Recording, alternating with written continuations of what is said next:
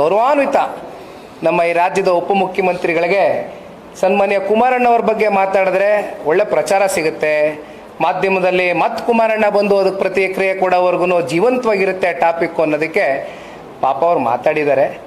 ಇರ್ಲಿ, ಅದು ಮುಂದೊಂದು ದಿನ ಮಾತಾಡ್ತೀವಿ, ಮಾತಾಡೋ ಕಾಲ ಬರುತ್ತೆ, ಮಾತಾಡ್ತೀವಿ. ಆಮೇಲೆ ಏನಿಲ್ಲ ಸರ್,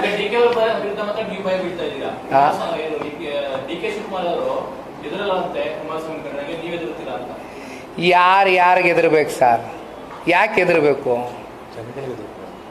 ಅಲ್ಟಿಮ್ವಾಗಿ ಈಗ ದೇವರಾಜಣ್ಣ ಅವ್ರು ಹೇಳ್ದಂಗೆ ನೀವಿರ್ತಕ್ಕಂಥ ಸಾರ್ವಜನಿಕ ಬದುಕಲ್ಲಿ ಮುಂದೊಂದು ದಿನ ಈ ಪ್ರಪಂಚ ಬಿಟ್ಟು ಹೋಗ್ಬೇಕಾದ್ರೆ 6 ಅಡಿ ಬೈ 3 ಅಡಿನ ಎಷ್ಟು ಜಾಗ ಅಣ್ಣ? ಅಷ್ಟೇ.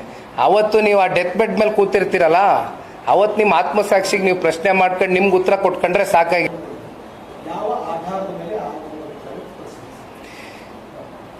ಈಗ ಈ ಜಾತಿ ಗಣತಿ ವಿಚಾರವಾಗಿ ನವದೆಹಲಿಗೆ ಹೋದ್ಮೇಲೆ ಕೇಂದ್ರದ ಗಾಂಧಿ ಕುಟುಂಬ ರಾಹುಲ್ ಗಾಂಧಿ ಅವ್ರ ಜೊತೆ ಕೂತ್ಕೊಂಡು ಚರ್ಚೆ ಮಾಡಿದ ಮೇಲೆ ಇದನ್ನ ಹೊರಗಡೆ ಬಿಟ್ರು.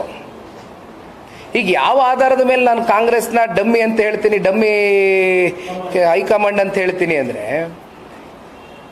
ಈಗ ದೇಶದಲ್ಲಿ ಸ್ವತಂತ್ರ ಬಂದ ಮೇಲೆ ಕಾಂಗ್ರೆಸ್ ಪಕ್ಷ ಇಲ್ಲಿಯವರೆಗೂ ಎಷ್ಟು ವರ್ಷಗಳ ಕಾಲ ಆಡಳಿತ ಮಾಡಿದೆ ನಮ್ಮ ದೇಶದಲ್ಲಿ? ಸುದೀರ್ಘ ಕಾಲ ಅವರೇ ಮಾಡಿರ್ತಕ್ಕಂಥದ್ದು ಆಡಳಿತ.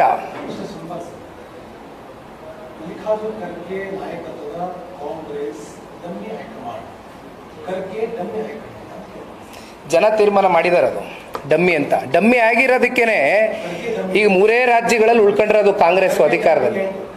ಇಲ್ಲ, ನಾ ಖರ್ಗೆ ಅವ್ರ ಬಗ್ಗೆ ಮಾತಾಡೋದಿಲ್ಲ. ಖರ್ಗೆ ಅವ್ರ ಬಗ್ಗೆ ಹೇಳಿ. ಖರ್ಗೆ ಅವರು ಅತ್ಯಂತ ಹಿರಿಯ ಮುಖಂಡರು, ಅವ್ರ ಬಗ್ಗೆ ಗೌರವ ಇದೆ. High command is dummy. Thank you.